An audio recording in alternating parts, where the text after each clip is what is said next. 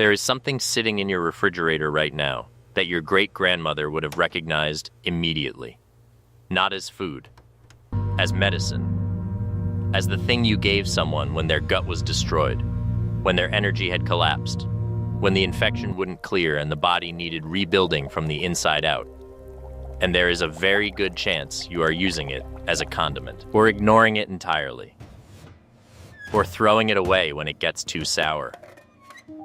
We have spent the last century perfecting the science of killing food, pasteurizing it, stabilizing it, sealing it in plastic, and pushing it to the back of a shelf where it will sit, unchanged, for 3 years without complaint. And in doing so, we have quietly dismantled the most sophisticated biological system human civilization ever developed to keep itself alive.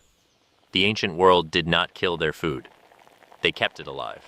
And the living organisms inside that food, the bacteria, the enzymes, the organic acids, the bioactive compounds produced through transformation, were keeping them alive in return.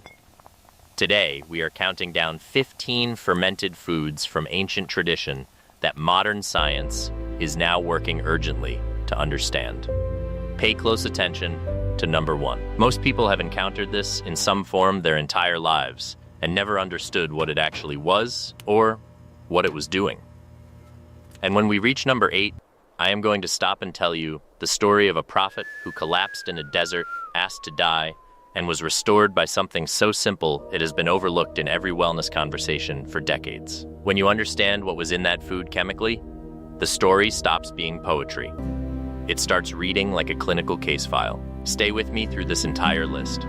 The further we go, the more significant it becomes. Starting at number 15. Number 15, sauerkraut, the probiotic that crossed oceans and saved lives doing it. The Book of Numbers records the Israelites carrying preserved salted provisions through desert terrain for months. Salt-preserved fermented vegetation was not an ancient curiosity. It was survival infrastructure. The specific chemistry behind why it worked was not understood, but it was practiced across virtually every civilization that ever needed food to last through a season of scarcity. Chinese laborers building the Great Wall fermented cabbage and rice wine more than 2,000 years ago. Roman legions carried it on campaigns. German sailors were preventing scurvy at sea with barrels of sauerkraut, long before citrus became the accepted solution. A fact documented in the journals of Captain James Cook, who credited the practice with keeping his entire crew alive across months of open ocean. What those cultures preserved without understanding the mechanism was something modern science can now describe precisely. Raw, unpasteurized sauerkraut produced through lactofermentation contains lactobacillus bacteria in counts reaching into the billions per serving. It contains vitamin C in concentrations historically sufficient to prevent scurvy on months-long voyages. It contains vitamin K2, glucosinolates from the cabbage with documented activity in cancer research, and organic acids that studies suggest directly reduce inflammation in the gut lining. A landmark Stanford University study found that a diet high in fermented foods increased microbiome diversity more effectively than even a high-fiber diet. That surprised researchers who had long assumed fiber was the primary driver of gut health. Here is the preparation detail that matters most, and that most people completely miss. The sauerkraut in the grocery store aisle in a sealed can or shelf-stable jar has been pasteurized. The heat that makes it shelf-stable killed every single live culture it ever contained. What you want lives in the refrigerated section, or better, in your own mason jar. Pack shredded cabbage tightly with 1 to 2 teaspoons of non-iodized salt per pound. Press it until the brine rises above the vegetable. Cover loosely. Leave it at room temperature for 5 to 7 days. When it smells sour and bubbles slightly when you open it, it is alive. Do not, under any circumstances, discard the brine. The liquid is as medicinally active as the cabbage itself, if not more so. The German sailors did not know about lactobacillus. They did not need to. They had barrel after barrel of evidence that the men who ate it lived. Number 14, kimchi, the immune army built inside a clay pot. Proverbs chapter 27 observes that to the hungry soul, every bitter thing is sweet. Traditional Korean cuisine understood this with unusual precision. Kimchi fermented cabbage and radish, with chili, garlic, ginger, and traditionally fish sauce was never designed to be comfortable. It was designed to be functional. Korean culinary tradition stretching back more than 2,000 years produced dozens of kimchi varieties maintained simultaneously in clay pots buried underground to hold a stable, cool temperature. Diversity of varieties was considered as important as the kimchi itself. That diversity strategy has a precise scientific explanation. Kimchi produces a range of lactobacillus strains, most notably Lactobacillus kimchi, a strain not commonly found in other fermented foods. Studies have documented its effects on immune modulation, cholesterol reduction, insulin sensitivity, and inflammatory cytokine levels. Here is what most sources leave out entirely. The garlic in kimchi contributes fructooligosaccharides, prebiotic fibers that specifically feed the probiotic bacteria you are simultaneously delivering. Kimchi does not merely deposit beneficial bacteria. It sends them in with a food supply. The chili adds direct anti-inflammatory and antimicrobial properties through capsaicin. The ginger contributes gingerols and shogaols with studied anti-nausea and circulation supporting effects. This is a synergistic food system assembled over millennia of careful observation. The variety on your table maps directly to microbial diversity in your gut, and microbiome diversity is one of the most consistent markers of long-term health outcomes in all of current research. Number 13, Kefir, the ancient drink that outperforms every yogurt ever made. The pastoral world of the Old Testament Abraham's tent in Genesis, the milk and honey promised in Exodus, the dairy provisions described in Chronicles was a world built around fermented dairy. Milk in the ancient Near East was never consumed fresh.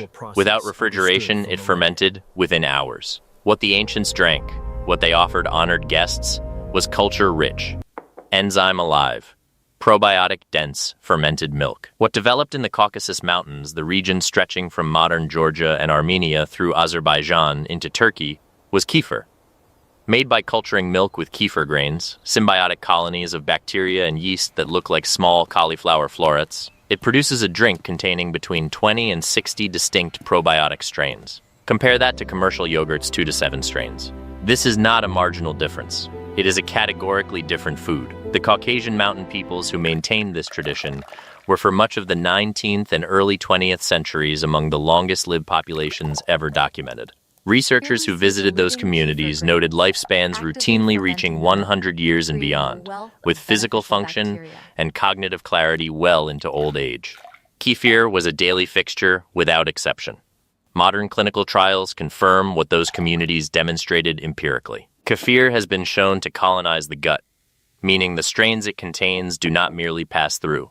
They establish residence. Studies confirm it reduces symptoms of lactose intolerance because the bacteria pre-digest the lactose during fermentation. Research published in peer-reviewed journals shows it improves IBS symptoms, reduces inflammatory markers, and demonstrates anti-tumor activity in animal models. The preparation detail most people overlook. Kefir grains are alive and require whole unskimmed milk to maintain their culture diversity. The fat-soluble vitamins and conjugated linoleic acid present in full-fat dairy contribute to the food's nutritional profile in ways that stripping the fat removes entirely. Real kefir is thinner than yogurt, slightly carbonated, and sour enough to make you pay attention. That is how you know it is the real thing. Number 12, Kombucha, the living detox with 2,000 years of documentation. Proverbs 31 references fermented beverages as medicines administered to the dying and the poor, not as moral failures but as actual treatments. The concept of fermented drink as medicine is woven through ancient text with a consistency that most modern readers miss entirely. Kombucha, fermented sweet tea transformed over 1 to 3 weeks by a SCOBY, a symbiotic culture of bacteria and yeast, has a documented history extending across China, Russia, and Eastern Europe for more than 2,000 years. It entered the Western medical literature in the early 20th century when German and Russian researchers began investigating its effects on digestion and liver function.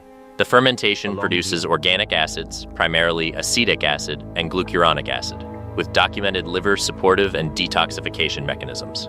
Glucuronic acid specifically binds to toxins and facilitates their elimination through kidneys and bile. That is the actual biochemical scaffolding beneath the traditional claim that kombucha cleanses the body. There is real chemistry here. Look for raw, unpasteurized kombucha with live cultures listed and sugar content under 5 grams per serving, 4 to 8 ounces before a meal, as a digestive tonic, not as a daily soda replacement. Targeted, purposeful, small doses.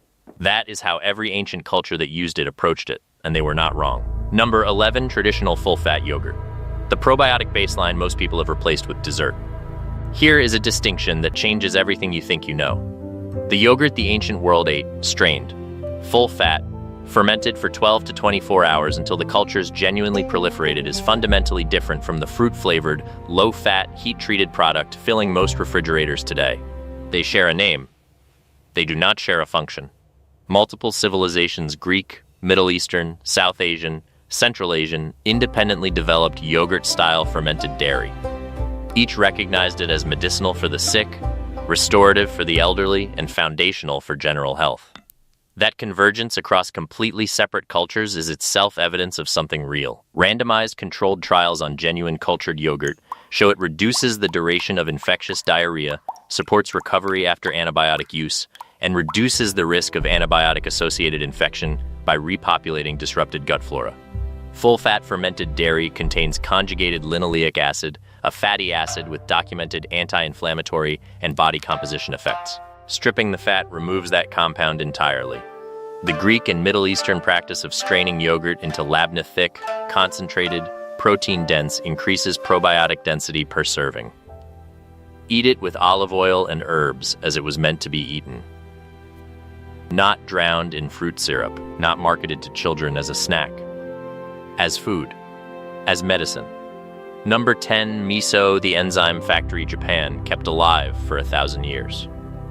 In Ezekiel chapter 4, grain cakes and fermented preparations are described in a level of culinary detail unusual for scripture, suggesting that fermented grain preparations were understood as medicine, not merely food. The intersection of fermentation and grain is one of the oldest medical traditions in human history. Japan developed miso soybeans fermented with rice or barley, using a mold called Aspergillus oryzae over 1,000 years ago. Daily miso soup at breakfast remains among the most consistent dietary habits in the population with the world's longest documented life expectancy. Here is what most health sources omit. Long-aged miso, darker and richer, fermented for 2 to 3 years rather than weeks, contains dramatically higher concentrations of the bioactive compounds responsible for its documented health effects. The fermentation process transforms soybeans through enzymatic breakdown in ways that make the final product almost unrecognizable from the raw ingredient. You receive a food extraordinarily rich in digestive enzymes, free amino acids, and beneficial bacteria. The preparation detail that traditional Japanese cooks have followed for 1,000 years, and that carries genuine biochemical weight, dissolve miso into hot, but not boiling liquid. Approximately 1 tablespoon per cup of warm broth. Boiling destroys the enzyme activity that makes it more than a flavoring. They followed this instruction before anyone could explain the mechanism. The mechanism has now been explained. They were right. Number 9, raw aged cheese, the forgotten probiotic hiding in plain sight. The Book of Samuel records that David was brought aged cheese as military provision. Hard aged cheese in the ancient world was not a delicacy. It was concentrated, preserved, calorie-dense food for people who needed to keep moving. What the ancient world preserved was alive. Aged raw milk cheeses, traditional Parmesan, raw milk cheddar, aged Gouda, Roquefort contain active bacterial cultures that survive in the cheese matrix and reach the gut intact. Decades of industrial dairy processing have almost entirely obscured this fact. Studies on aged raw cheeses show they contain lactobacillus, bifidobacterium, and other beneficial species in meaningful counts. But here is what most sources omit entirely. The aging process produces short-chain fatty acids that directly feed colonocytes, the cells lining your colon, and support intestinal integrity in ways that most other fermented foods do not replicate. Aged cheese is also one of the richest dietary sources of vitamin K2 in the menaquinone 7 form, the most bioavailable variety, which directs calcium into bones and away from arteries. K2 deficiency has been implicated in arterial calcification, osteoporosis, and cardiovascular disease. A modest portion of real aged raw milk cheese addresses this in a way no supplement fully replicates. 1 ounce, 2 at most, with a meal. As a condiment, not a centerpiece, the way it was always eaten. Number 8, sourdough, the ancient loaf that fed a prophet back from the edge. And here we arrive at the story promised at the beginning of this video. 1 Kings chapter 19. The prophet Elijah collapses under a broom tree in the Negev desert. He has been running for his life. He has gone a day's journey into the wilderness alone. He lies down on the ground and asks to die. His body is in a state that modern medicine would recognize as starvation, dehydration, and acute psychological collapse occurring simultaneously. An angel appears twice. Each time it touches him and says the same thing: "Arise and eat." And what is waiting for him, described twice in the same passage with unusual specificity for Scripture, is a cake baked on coals and a cruse of water. Warm bread, water, and after eating twice, the text records that he arose and traveled on the strength of that food for 40 days and 40 nights. On the strength of bread and water. That is not just poetry. In modern physiological terms, that is a precise description of cellular restoration. A body depleted of glycogen, electrolytes, and energy substrate being given the exact combination it needs to recover. Complex fermented grain carbohydrates and water. The two things.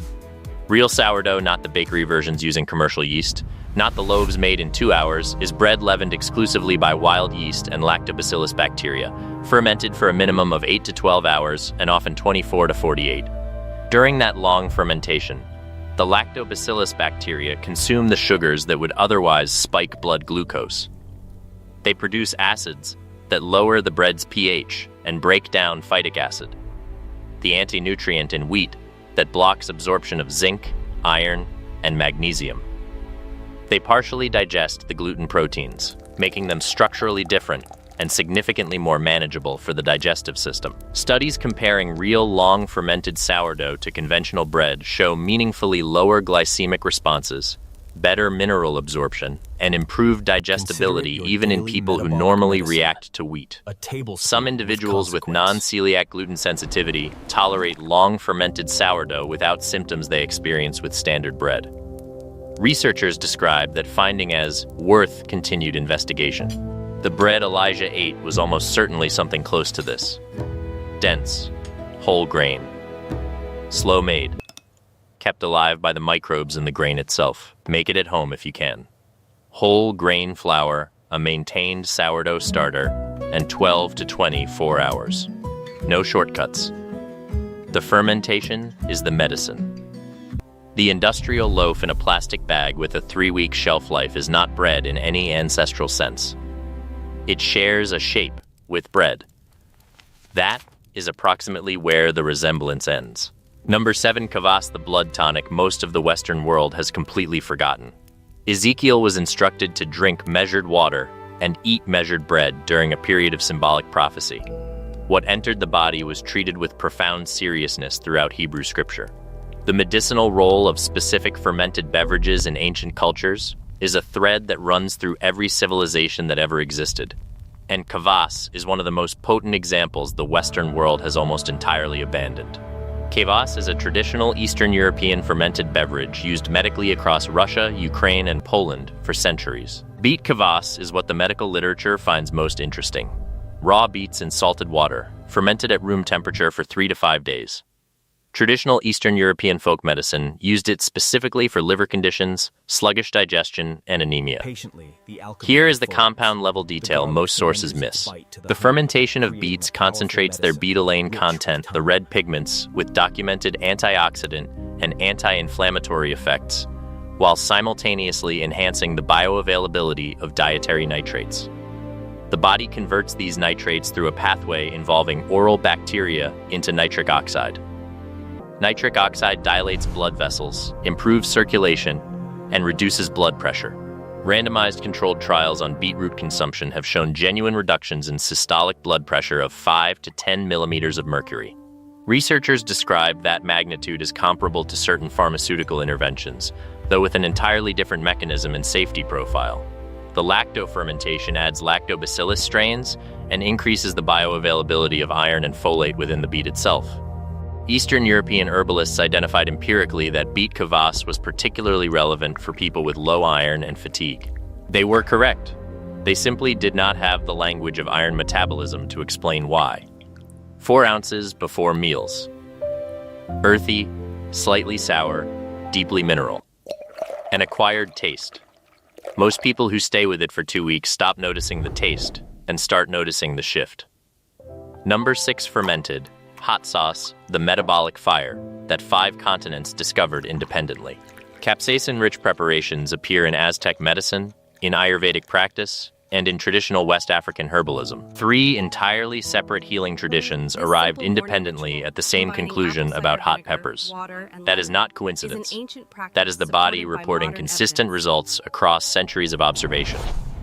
Fermented hot sauce made by lacto-fermenting fresh hot peppers with salt over 3 to 7 days before blending is a meaningfully different product than commercial hot sauce made with distilled vinegar. The fermentation produces live lactobacillus cultures while simultaneously concentrating capsaicin. Capsaicin binds to TRPV1 receptors in the gut lining and triggers a cascade of effects. Increased thermogenesis studies show capsaicin elevates metabolic rate for several hours after consumption, a result replicated across multiple clinical trials. Stimulation of digestive enzyme secretion, appetite modulation through effects on ghrelin and satiety signaling, and direct antimicrobial activity against H. pylori, one of the most common drivers of gastric ulcers. Here is the layer most sources omit entirely. Recent research has identified a specific interaction between capsaicin and short-chain fatty acid production in the gut. Fermented pepper preparations appear to stimulate butyrate-producing bacteria. Butyrate is among the most studied and protective compounds in gut health, linked to colon cancer prevention, intestinal barrier integrity, and anti-inflammatory effects throughout the body. A tablespoon or 2 on food at every meal. Traditional Mexican, Korean, and West African cuisines all feature fermented pepper preparations built into daily cultural habit. These were not accidents of flavor. They were functional foods placed at the center of every meal by people who observed over generations what happened to the people who ate them. Number 5. Fermented garlic and honey, the immune legend that every traditional household kept. In Sirach, one of the deuterocanonical texts recognized as wisdom literature across multiple traditions, it is written, "The Lord hath created medicines out of the earth, and he that is wise will not abhor them." Honey and garlic both appear separately throughout ancient medical and sacred texts, with a frequency suggesting their value was not theoretical. They were used daily by people who needed them to work. When you ferment them together, something the ancient healers of both Asian and European traditions understood empirically, what emerges is this: the enzymatic environment of raw honey with its hydrogen peroxide producing glucose oxidase, its low water activity, its antimicrobial peptide content creates conditions that transform raw garlic over 4 to 8 weeks. Allicin, the primary active compound in garlic, becomes more stable and more bioavailable through this process. The antimicrobial compounds in the honey concentrate further, and the naturally occurring microbiota present on both ingredients initiate a slow fermentation, producing additional bioactive compounds not present in either food alone. Clinical research on garlic confirms it reduces the frequency of colds and upper respiratory infections, lowers blood pressure, reduces LDL cholesterol, and demonstrates broad-spectrum antimicrobial activity against pathogens, including some antibiotic-resistant strains. Research on raw honey confirms antibacterial effects, antiviral properties, and wound healing acceleration. Here is the practical detail most people get wrong. The garlic must be raw and freshly peeled, not pre-minced, not jarred. The honey must be raw and unfiltered, still containing live enzymes and pollen. Pasteurized honey will not ferment in the same way. Submerge whole peeled cloves in raw honey in a clean jar. Leave at room temperature for 4 to 8 weeks, burping the lid every few days, 1 to 3 cloves daily during cold and flu season. This is the preparation that existed in every traditional household medicine chest before we decided that medicine came only in blister packs from a pharmacy. Number 4. Apple cider vinegar with the mother.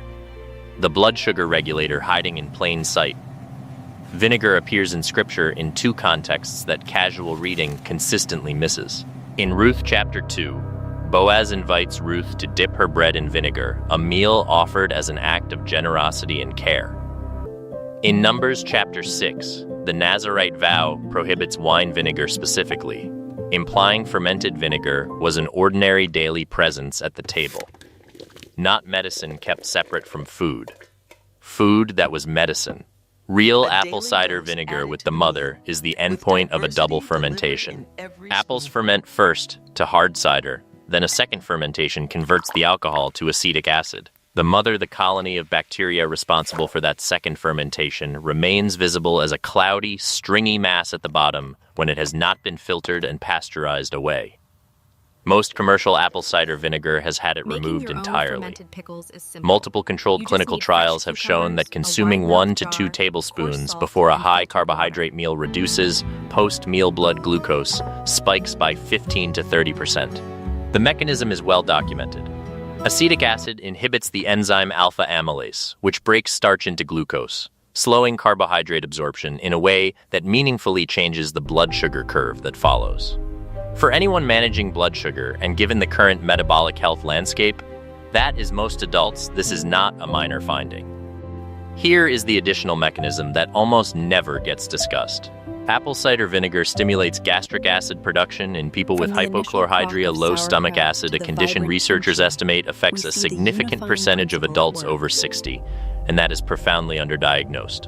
Low stomach acid drives chronic bloating, inadequate protein digestion, mineral malabsorption, and pathogen susceptibility. 1 tablespoon in 8 ounces of water, 15 minutes before meals. Never undiluted.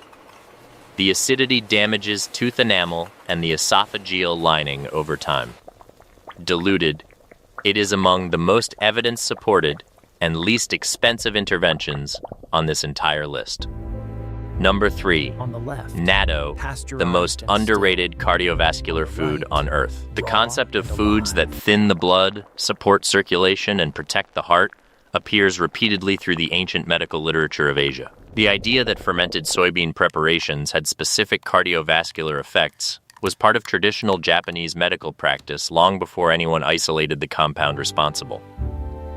Natto fermented soybeans made with Bacillus subtilis produces a compound called nattokinase, found nowhere else in the food supply.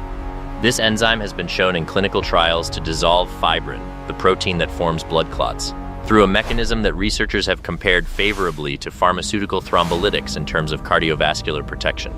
It directly reduces the risk of thrombosis, lowers blood viscosity, and acts through a pathway distinct from common anticoagulant medications. Here's the specific detail most sources omit. Nattokinase activity is heat sensitive. Commercial nattokinase supplements are processed at temperatures researchers have found significantly reduce enzymatic activity. The only way to guarantee you are receiving biologically active nattokinase is through the food itself, eaten cold or at room temperature. Do not heat natto. Eat it over warm rice where the heat of the rice does not directly contact or denature the enzyme. Natto is also the single richest dietary source of vitamin K2 in the MK7 form. A single serving provides over 300 micrograms, compared to the 30 to 50 micrograms most researchers recommend daily. K2 directs calcium out of arteries and into bones. Its deficiency has been implicated in arterial calcification and osteoporosis. Natto addresses both simultaneously. The flavor and texture are genuinely challenging for those encountering it for the first time. Stringy, pungent, assertively fermented. Traditional Japanese breakfast culture treats it as unremarkable. That consistency across 1,000 years of daily use is its own form of evidence. Number 2, fermented beetroot. The circulation supercharger. Isaiah 40:31 contains a promise that has resonated across generations. They shall run and not be weary, and they shall walk and not faint. Whatever the spiritual application, there is a physiological reality beneath it that fermented beetroot addresses in a remarkably direct way. The nitrates in beets, concentrated further through lactofermentation, are converted by oral bacteria into nitric oxide, the molecule responsible for vasodilation, improved oxygen delivery to muscles, and enhanced cardiovascular endurance. Randomized controlled trials have shown genuine improvements in time to physical exhaustion, better oxygen efficiency, and faster recovery. Results robust enough that beetroot preparations are now restricted by some elite sports regulatory bodies. That is an unusual form of confirmation about the potency of a vegetable. Here is the preparation detail that most sources, even serious ones, get wrong. Raw fermented beets retain dramatically higher levels of active betalains and bioaccessible nitrates. Heat degrades both compounds significantly. The traditional preparation raw beets, filtered water, a small amount of non-iodized salt, 3 to 5 days at room temperature is not only the simplest method, it is the medically superior one. No cooking. No boiling. The brine that results after fermentation is the most concentrated form of the food's active compounds. 3 to 4 ounces of that brine daily before physical activity or as a morning tonic. The fermentation adds lactobacillus cultures and increases bioavailability of iron and folate, making fermented beets particularly valuable for anyone dealing with iron deficiency fatigue. The color will alarm you. It will turn your urine a deep pink red. That is the betalains being processed. That is not a problem. That is the food working. Number 1. Raw, unpasteurized, lacto-fermented vegetables. The foundation that was always there. Most people watching this have had something in their kitchen at some point in their lives that fits this category. A jar of pickles passed down from a grandmother's recipe. A container of something sour in the back of the refrigerator that smelled sharp and alive. And they used it as a condiment.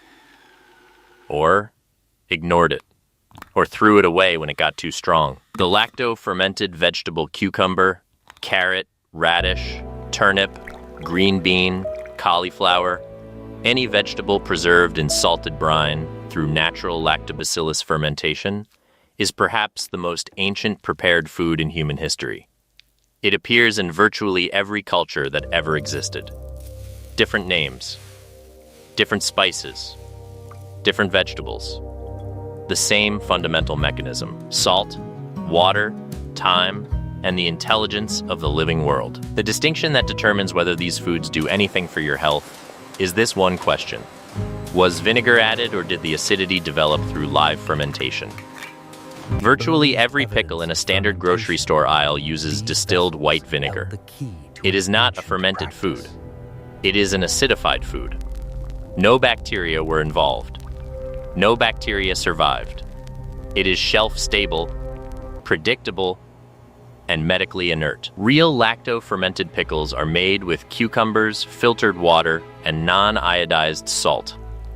The salt creates an environment where lactobacillus bacteria naturally present on the cucumber skin thrive, produce lactic acid, and preserve the vegetable through genuine biological transformation. These pickles live in the refrigerator. They smell alive because they are. Studies on lacto-fermented vegetables show they increase the density and diversity of beneficial gut bacteria, contain meaningful amounts of vitamin C and B vitamins produced during fermentation, and deliver organic acids that shift the gut environment toward beneficial populations. The brine is medicinally active and should never be discarded. Athletes have used pickle brine for rapid muscle cramp relief, a phenomenon researchers have now linked to a neural reflex triggered by acidic compounds, not simply hydration. Check the label on any jar in your refrigerator right now. If the first acidic ingredient listed is vinegar, it is not what your body is asking for. If the only acid present is lactic acid produced by the bacteria themselves, that is the real thing. You can make it at home with a mason jar, vegetables, salt, and water. The investment is almost nothing. The return to your gut microbiome is significant. There is one principle that runs through every item on this list, and it is the most important thing I can leave you with. Quality is not a preference. Quality is the medicine. The active compounds in every food we discuss today are fragile in ways that industrial processing does not respect and was never designed to respect. Pasteurization kills every live culture. Stabilization neutralizes enzymatic activity. The refinement that extends shelf life and creates predictable visual appearance destroys precisely the properties that made these foods medicinal in the first place. The difference between raw, unpasteurized sauerkraut and the shelf-stable canned version is not a small nutritional distinction. One of those foods contains billions of live organisms doing complex biological work in your gut. The other shares a name with it. That is the full extent of their resemblance. The people who built these traditions, who made sauerkraut through German winters, who ate miso every morning for 1,000 years, who kept fermented garlic and honey as household medicine, had generations of careful, embodied observation. They had bodies that told them what worked, and they built entire food cultures around those observations. Modern science, with its double-blind studies and mass spectrometry analysis, is now methodically confirming mechanisms traditional cultures never needed to name. The wisdom was always there. The question we are sitting with is simply this. At what point did we decide that food should last forever on a shelf? And what exactly did we give up in exchange for that convenience? Think about that. If this kind of conversation is meaningful to you, hit like and subscribe, and share this with someone who needs to hear it. I read every single comment. Tell me which one surprised you most. Tell me what is already in your refrigerator. New content comes out every week, and we are just getting started.